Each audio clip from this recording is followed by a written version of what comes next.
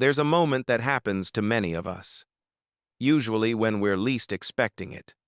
You're getting out of bed in the morning, and your legs feel just a little less certain beneath you. Or you're reaching for something on a high shelf, and you notice your balance isn't quite what it used to be. Maybe you've caught yourself hesitating before stepping off a curb. That split second of doubt that whispers, "What if I stumble?" These aren't dramatic moments. They don't announce themselves with fanfare, but they're real, and they matter more than most people realize. I want to share something with you that might sound alarming at first, but stay with me, because there's hope woven into every word that follows.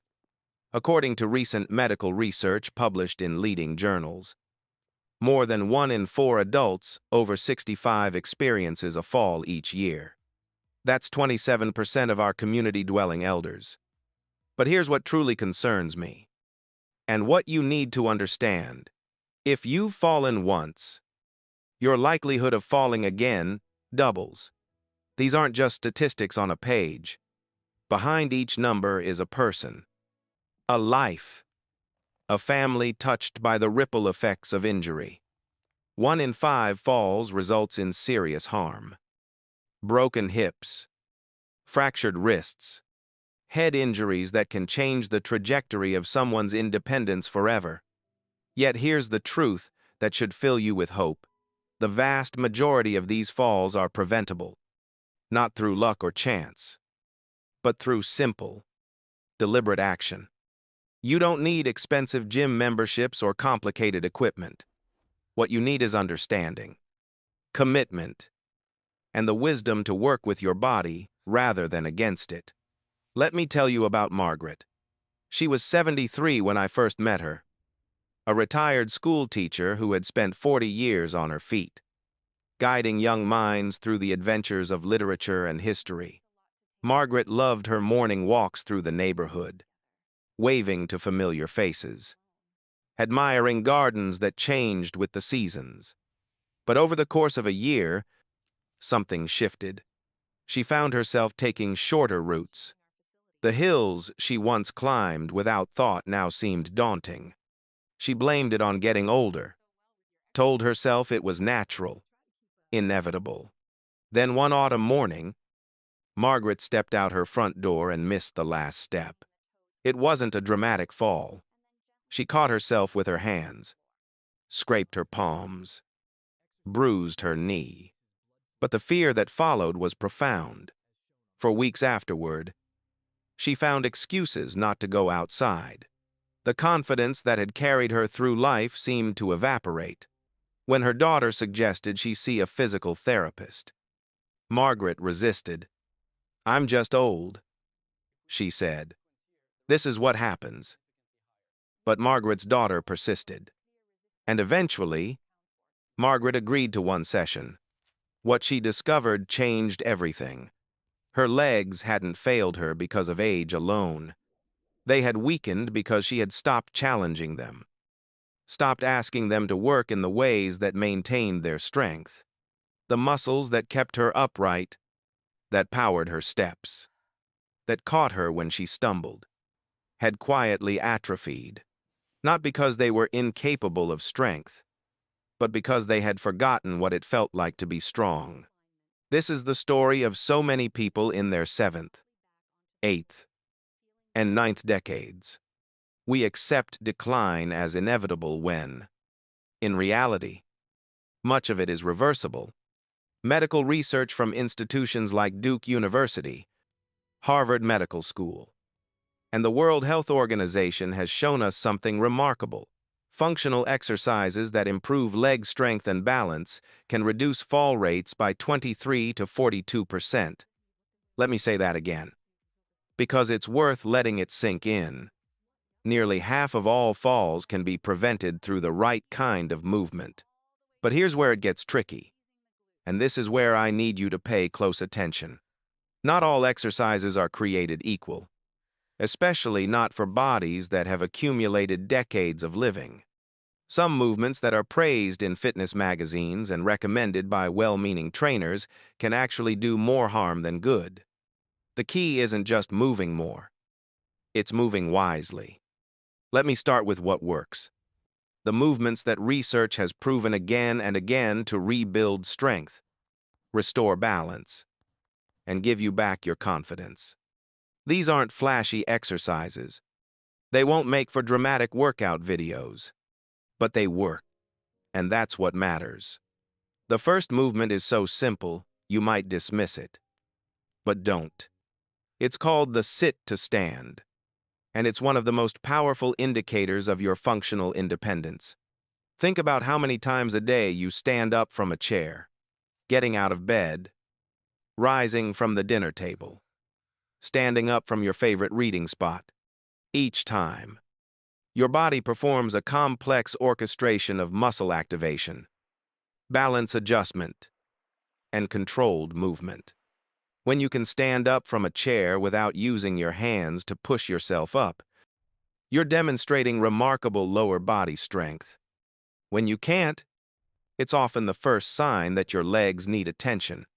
Research published in peer-reviewed journals has shown that the ability to perform this movement without hand assistance is one of the strongest predictors of how you'll age. It tells us about your thigh strength, your glute activation, your hip stability, all the muscles that keep you steady when you're walking, climbing stairs, or simply standing in line at the grocery store. I remember Thomas, a 70-year-old retired postal worker who came to realize he'd been using his arms to push himself out of his favorite armchair for months. "It crept up on me," he told me. "I thought I was just tired. But really, I was losing strength one day at a time." Here's how you practice this movement with intention. Find a sturdy chair, one with a firm seat and no wheels. Sit with your feet flat on the floor, positioned directly under your knees. Now, press through your heels, engage your thighs, and stand up. Do it without using your hands if possible. If you can't yet, that's perfectly fine. Use your hands for support. But pay attention to the sensation in your legs. Feel them working. Then, and this is crucial, lower yourself back down with control. Don't just drop into the seat. That controlled descent is where much of the strength building happens. Do this 8 to 10 times, once or twice a day. Not as punishment, not as a chore, but as a gift to yourself. With each repetition, you're telling your muscles they're needed, they're valuable, they have work to do. Within weeks, many people find they need less hand support. Within months, the movement becomes smooth, confident, almost effortless. Now let's move to a part of your legs that often gets neglected, but plays a crucial role in both circulation and balance: your calves. These muscles at the back of your lower legs do more than you might think. They act as auxiliary hearts, pumping blood back up toward your actual heart with every step you take. When they weaken or stiffen, which naturally happens if we don't maintain them, you lose both strength and circulation. Your feet feel heavy. Your steps lack power. You might notice cramping or swelling. The movement that addresses this is called the heel raise, and it's beautifully simple. Stand behind a chair or near a countertop for balance support. Place your feet about hip-width apart. Now, slowly lift your heels, rising onto the balls of your feet. Imagine you're trying to peek over a fence, reaching upward without straining. Hold at the top for 2 seconds. Feel the contraction in your calves, then slowly lower back down. That's 1 repetition. Clinical studies have demonstrated that this simple movement, performed regularly, improves blood flow, strengthens calf muscles, and most importantly, trains your body to push off the ground with power when you walk. That push-off is what propels you forward. What gives your gait spring and purpose? Do 10 to 15 repetitions. And if your ankles feel tight or your legs shake a bit, don't be discouraged. That means your muscles are waking up from a long rest. I think of Linda, a 74-year-old woman who had stopped taking her morning walks because her feet felt leaden, sluggish. Within 2 weeks of practicing heel raises daily, she told me her steps felt lighter, more responsive. I didn't realize how much I'd been shuffling, she said. Now I feel like I'm actually walking again, not just moving my feet forward. There's another small but vital muscle group that deserves your attention: the muscles along the front of your lower legs, beside your shins. These are the muscles that lift your toes when you walk, especially when you're stepping over something or navigating uneven ground. When they get weak or sluggish, which they often do after 60, you might start dragging your feet without even noticing. That's how trips and stumbles begin. You catch your toe on a rug corner, a doorway threshold, a step that's just an inch higher than you anticipated. The exercise that addresses this is called toe taps, and you can do it while sitting. Plant your heels firmly on the floor and gently lift the front of your feet, toes, off the ground. Then lower them back down. Create a steady rhythm, tapping up and down for 30 to 60 seconds. What you're doing is reawakening the muscles that lift your feet during each step, ensuring your toes clear the floor rather than dragging along it. After a few days of this, you might feel a slight burn or tightness along the front of your shins. That's not pain. That's sensation returning to muscles that had gone dormant. Joseph, a 69-year-old man, had fallen in his kitchen from nothing more than a bath mat corner. It wasn't even a big trip, he told me, but my foot didn't lift fast enough. It was like it got stuck in slow motion. After 2 weeks of daily toe taps, he noticed a profound difference. I'm not shuffling anymore, he said. My feet actually respond when I tell them to move. Now, while these specific movements target particular muscle groups, there's something else that research consistently shows to be valuable for fall prevention: balance exercises that challenge your stability in controlled, safe ways. The evidence is clear. Programs that combine balance training with functional leg exercises reduce fall rates by 30 to 40% compared to control groups. This isn't marginal improvement. This is life-changing prevention. Balance isn't a fixed trait that you either have or don't have. It's a skill that can be practiced and improved at any age. One of the most effective ways to work on balance is through simple standing exercises that gradually increase in difficulty. Start by standing near a counter or chair for support, and practice standing on one leg for just a few seconds. Don't worry about how long you can hold it at first. The act of attempting it, of engaging the small stabilizer muscles in your ankles, hips, and core, is what matters. As this becomes easier over weeks and months, you can progress to more challenging variations.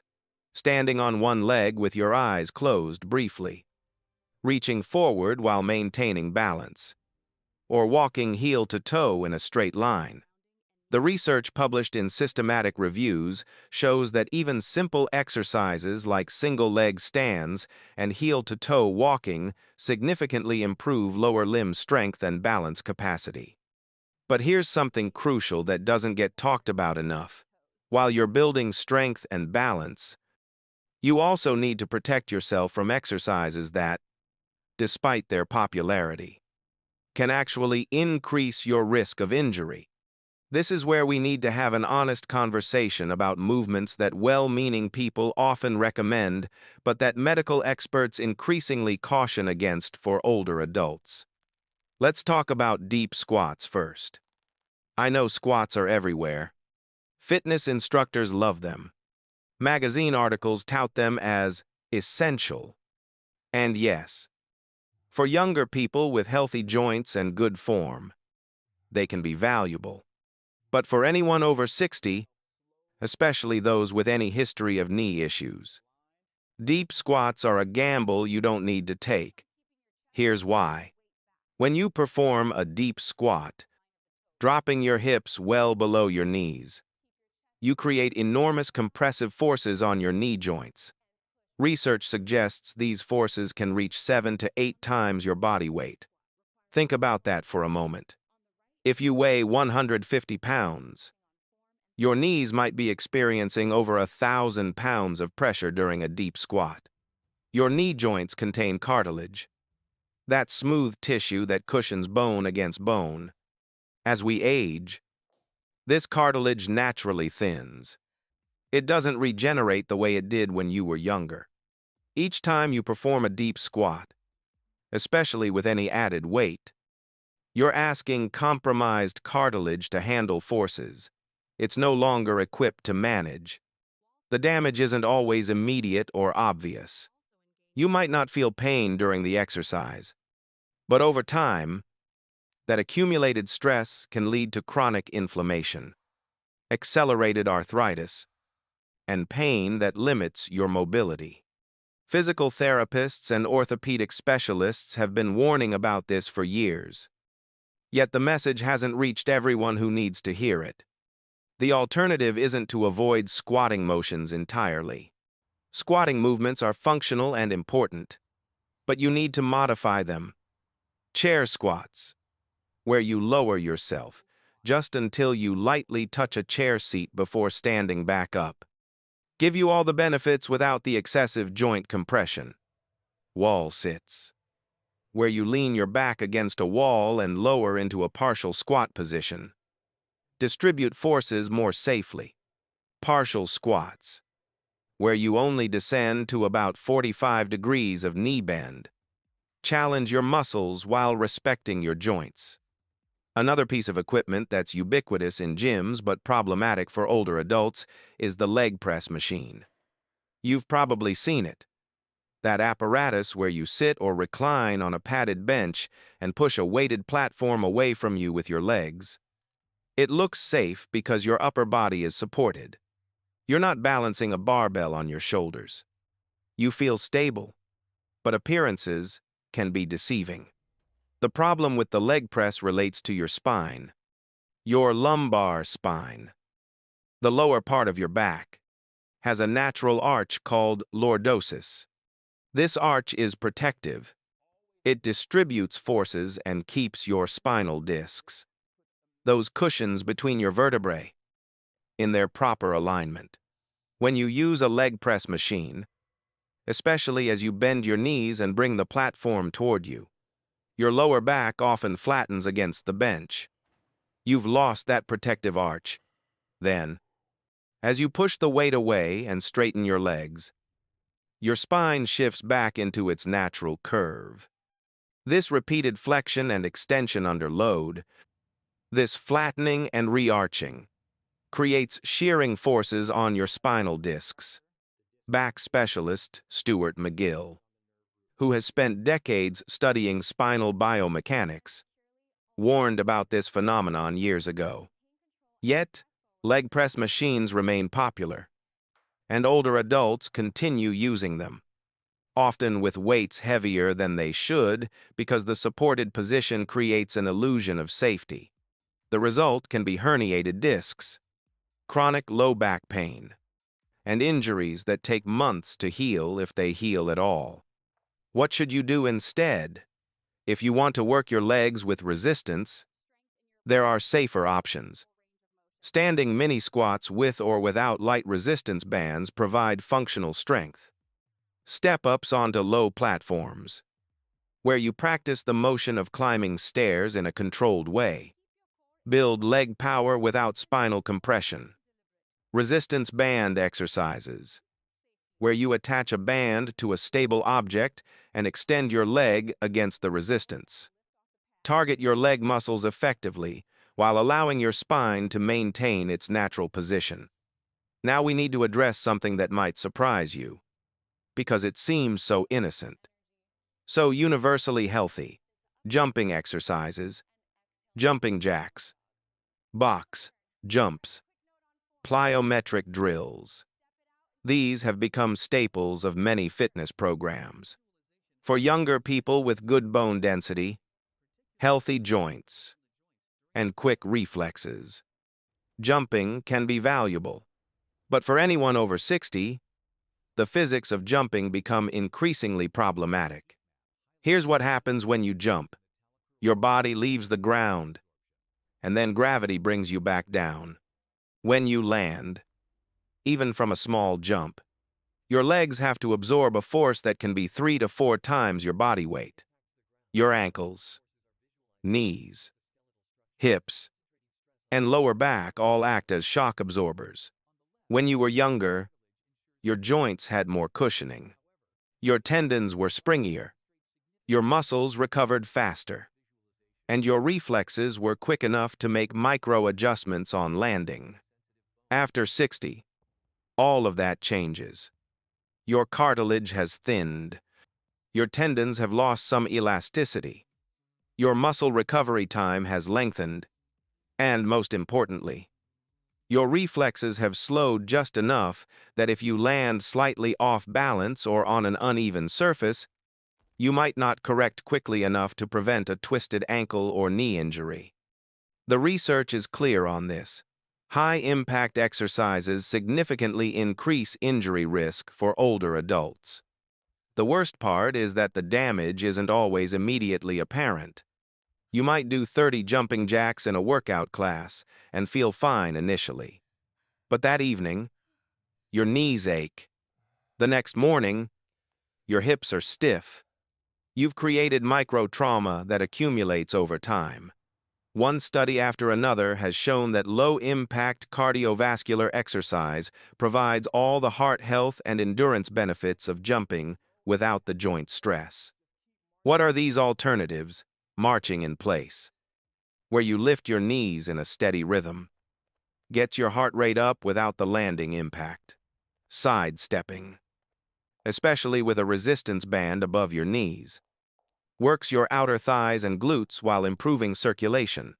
Seated cardio, where you perform rapid movements like toe taps, leg lifts, and arm circles while sitting in a chair, is surprisingly effective at elevating your heart rate. And gentle dancing, swaying and stepping to music you enjoy, combines cardio with joy. The final exercise that needs careful reconsideration is the unsupported lunge. Lunges look so graceful when performed by fitness models in videos. 1 foot forward, back leg dropping, torso upright, rising back to standing with apparent ease. And yes, lunges can be valuable movements, working multiple muscle groups simultaneously. But the key word is unsupported. When you perform a standard forward lunge, you step 1 foot far ahead of you, creating a split stance. Your weight shifts forward, your front knee bends, your back leg drops. At this moment, you're balancing on 2 narrow tracks while your body tries to stay centered. This requires exceptional thigh strength, hip flexibility, ankle stability, good balance, and sharp coordination, all working together perfectly. If even one element is slightly compromised, the movement becomes risky. Picture this scenario, which happens more often than you'd think. You step forward into a lunge. You feel slightly off balance, but continue. As you lower your back knee, your front knee pushes too far forward, maybe even past your toes. Your heel lifts slightly. You feel a pull in your thigh. And as you try to return to standing, you wobble. You catch yourself. But your knee remembers that stress. Your hip remembers that strain. This is how injuries develop, not dramatically, but through accumulated small insults to tissues that need protection, not testing. Here's the problem that physical therapists see repeatedly. Unsupported lunges load all your body weight onto one side. It's essentially a one-legged squat with zero hand support. After 60, when balance naturally begins to decline and reflexes slow even slightly, that movement shifts from a fitness challenge to a risk proposition. Does this mean lunges should be avoided entirely? Absolutely not. When done safely, lunges are excellent for leg strength, hip mobility, and even posture. But safety requires modification. Instead of stepping forward, which shifts your center of gravity away from your base, try reverse lunges, stepping backward while holding onto a chair or counter for balance. This keeps your torso upright and reduces stress on your knees. Or try static split stance bends, where you keep both feet planted, one in front of the other, and simply lower and raise yourself while maintaining support throughout. If even that feels unsteady, start with simple step backs while holding a chair, small movements that engage the same muscles without the risk. The principle here isn't avoiding challenges. It's respecting where your body is today and giving it the support it needs to get stronger without danger. Because here's the hard truth: one bad lunge, one misstep, one sharp twist, and you could be off your feet for weeks or longer. And when you're not moving, muscle loss accelerates dramatically. Joints stiffen, confidence plummet. You enter a downward spiral that's much harder to reverse than to prevent. Let me tell you about Robert, an active 72-year-old who loved hiking and gardening. He joined a fitness class at his community center, eager to stay strong. The instructor, young and enthusiastic, but without specialized training for older adults, had the class doing unsupported forward lunges. Robert, competitive by nature, kept up. He even added hand weights like the instructor suggested. 3 weeks into the program, he felt a sharp pain in his right knee during a lunge. He told himself to push through it. 2 days later, he could barely walk. The diagnosis was a meniscus tear, that cartilage in the knee that cushions and stabilizes the joint. It required surgery, months of rehabilitation, and a full year before Robert could hike again. I thought I was being tough, he told me later. But I was being foolish. My body was telling me to stop, and I ignored it. Robert's story isn't unique. It happens countless times, in gyms and homes across the country. Well-meaning people following advice that wasn't designed for their stage of life. The fitness industry has made great strides in recognizing that one size doesn't fit all. But the message hasn't reached everyone yet. So you need to be your own advocate, your own protector. Here's what the latest research, published in journals from institutions around the world, tells us about effective fall prevention and leg strengthening for older adults. Programs that focus on balance and functional exercises, the kind that mimic movements you do in daily life. Reduce fall rates by 24%.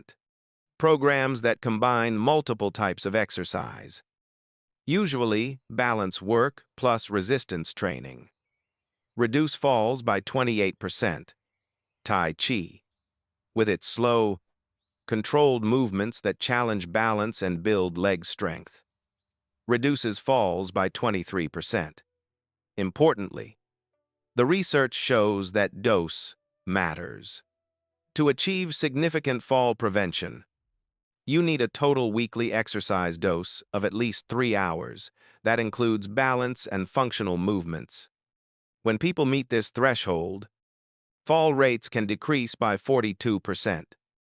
That's nearly cutting your risk in half through simple, consistent practice. But here's what's equally important: the exercises need to be sustainable, appropriate for your current ability, and safe enough that you can practice them long-term without injury. A program that's too aggressive might show quick initial results but lead to burnout or injury. A program that's too cautious might not provide enough stimulus for real improvement. The sweet spot is progressive challenge with built-in safety. This brings us to a broader conversation about how we think about aging and strength. There's a pervasive belief in our culture that decline is inevitable, that getting older means getting weaker, slower, less capable. And yes, biological aging is real. We can't stop the clock. But research over the past 3 decades has shown us something remarkable. Much of what we attribute to aging is actually attributable to disuse. Your muscles don't know how old you are. They respond to stimulus.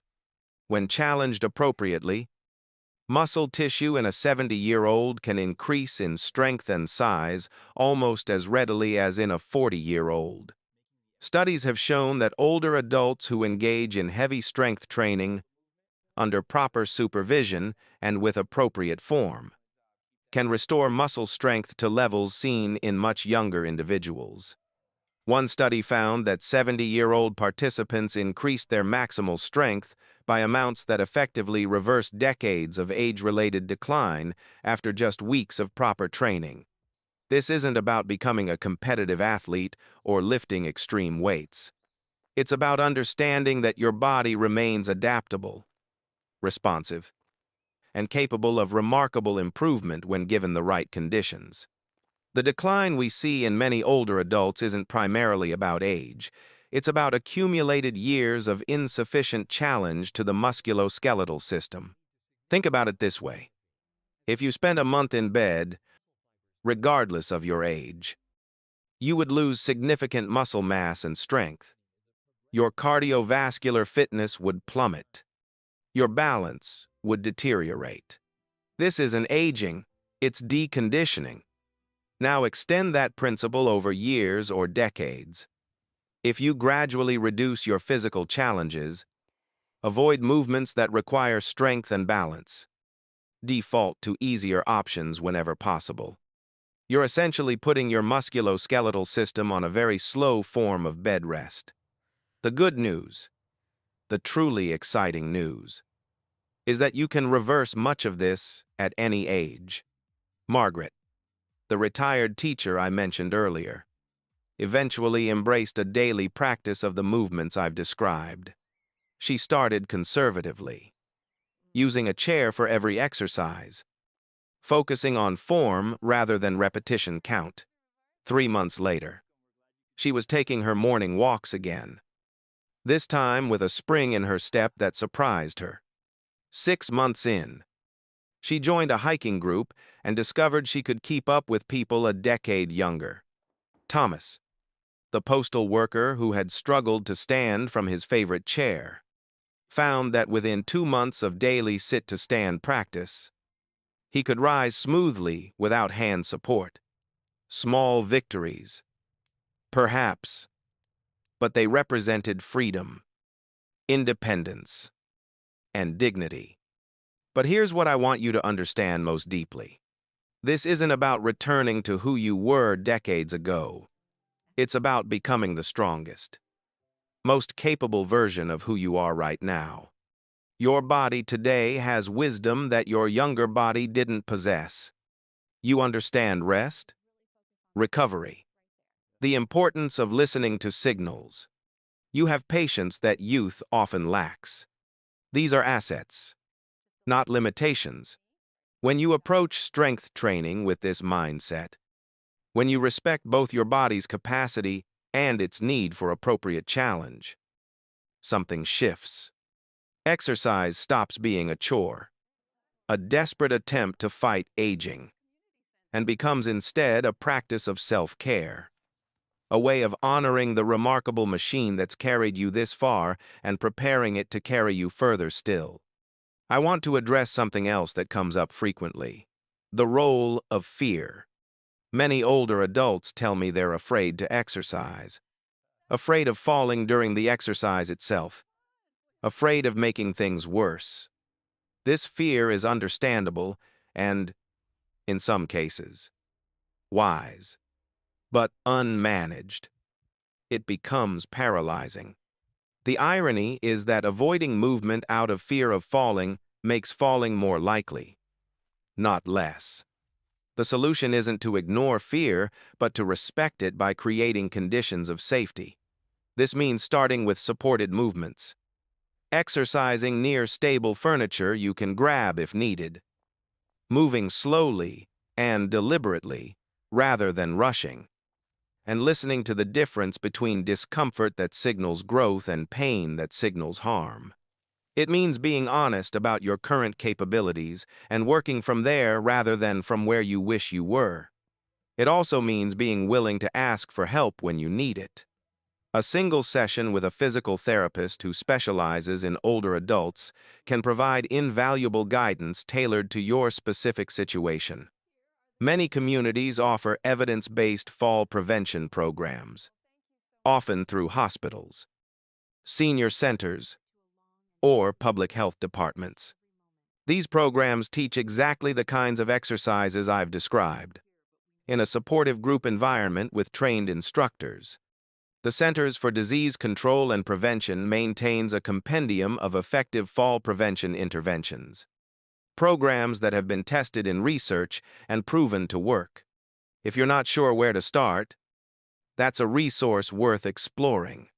Your primary care physician can also provide referrals to appropriate specialists or programs. Now, let's talk about something that's often overlooked: the connection between leg strength and overall health. Strong legs aren't just about preventing falls, though that alone would justify the effort.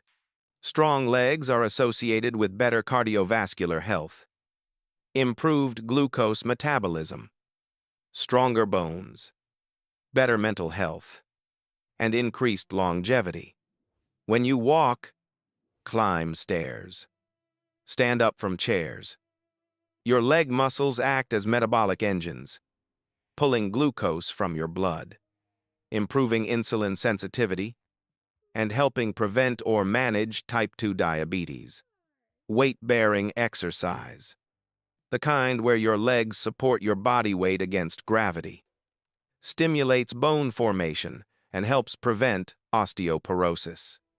The very act of moving your body through space, requiring coordination and balance, stimulates brain health and may reduce the risk of cognitive decline.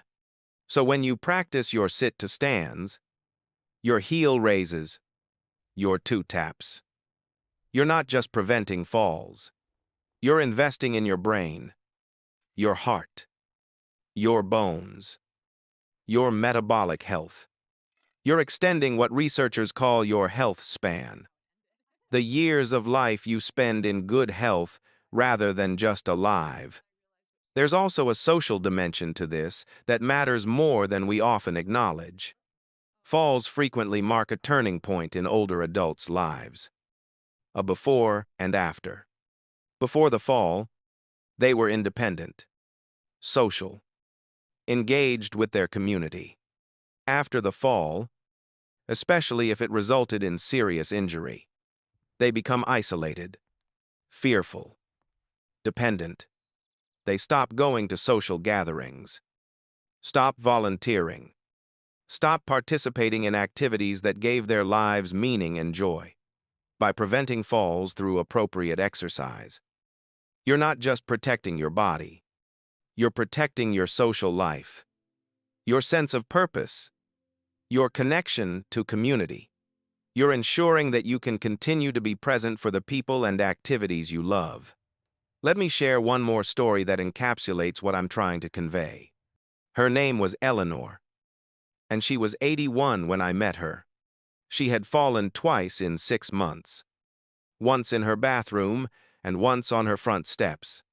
Neither fall resulted in broken bones, but both shook her confidence profoundly. Her adult children were pushing for her to move to assisted living. Eleanor wanted to stay in the home she'd lived in for 40 years, where her husband's presence still lingered in every room, where her garden grew beneath her bedroom window. She came to me asking if there was any hope. I told her honestly that I didn't know, but that we could try. We started with the simplest movements: chair sits, supported toe taps, heel raises, while holding her kitchen counter. Eleanor was diligent, but discouraged. "I don't feel any different," she told me after 2 weeks. I asked her to keep going, to trust the process. 4 weeks in, she noticed she was sleeping better. 6 weeks in, her daughter commented that she seemed steadier. 2 months in, Eleanor realized she'd walk to her mailbox and back without thinking about it, without fear. 6 months later, Eleanor was still in her home, tending her garden, attending her book club, babysitting her grandchildren. Her children had stopped pressuring her about assisted living. "I feel like I got myself back," she told me. "Not the self I was at 50, but the self I can be at 81. And that's enough. That's more than enough. This is what I want for you. Not a return to youth, because that's neither possible nor necessary, but a return to capability, to confidence, to the freedom to live your life on your terms, to walk without fear, to stand without hesitation, to move through your days knowing your body will support you. The movements I've described, the sit-to-stands, the heel raises, the toe taps, the balance exercises, these aren't magic. They're simple biomechanics applied consistently over time. But their effects can feel transformative because they restore what many people had resigned themselves to losing: agency over their own mobility. At the same time, by understanding which exercises to avoid or modify. The deep squats, the leg presses, the jumping, the unsupported lunges. You protect yourself from well-meaning advice that could set you back. You become an informed participant in your own health rather than a passive recipient of generic recommendations. The research is unequivocal. The anecdotes are countless. The principles are straightforward. What remains is action, not someday action. Not, "I'll start after the holidays" action. But today action, right now action. Find a sturdy chair. Stand up and sit down 10 times. Paying attention to how your legs feel, how your balance adjusts. That's your baseline. That's where you start. Tomorrow, do it again. The day after, add heel raises. By next week, include 2 taps. Give yourself 6 weeks of consistency, and then assess. Notice not just what your body can do, but how it feels. Notice your confidence, your willingness to tackle stairs, your comfort moving through space. And here's my final request: share this knowledge. Too many people are struggling in silence, accepting decline as inevitable when it's often preventable. Too many are following exercise advice designed for younger bodies, injuring themselves in the pursuit of health. You can be the person who offers a better path. Tell your friends about sit-to-stands instead of deep squats. Suggest chair exercises to someone who's intimidated by the gym. Share what you learn about balance, work, and fall prevention. Create small ripples that become waves of change in how we approach aging and strength. Because here's the truth: we live in an aging world. The proportion of people over 65 is growing in virtually every country. How we age, whether we spend our later years strong and independent or frail and dependent, isn't just a personal issue. It's a societal one. Every person who maintains their strength and prevents falls is one less person requiring intensive medical care. One less family strained by caregiving demands. One more contributor to their community. So as you stand up from reading this, as you put one foot in front of the other and move through your day, remember, your legs are not failing you because of age. They're waiting for you to ask them to be strong again. They're capable of more than you might believe. All they need is the right stimulus, the right support, and the gift of your consistent attention. The journey back to strong legs doesn't require heroics. It requires daily commitment to simple movements done well. It requires patience as your body remembers and rebuilds. It requires the wisdom to work with your body's current reality while gently, progressively expanding its capabilities. And it requires the courage to begin, knowing you might feel weak at first, knowing that comparison to your younger self will be painful, but beginning anyway. Your legs have carried you through every step of your life so far, every adventure, every challenge, every moment of joy and sorrow. Your legs were there. They deserve your care. They deserve your respect. They deserve the chance to carry you forward into whatever comes next. Steady and strong. Start today. Start small. Start where you are. But start. Your future self. The one walking confidently through years still to come, is waiting for you to take that first step. And your legs, patient and adaptable as they are ready to take you there.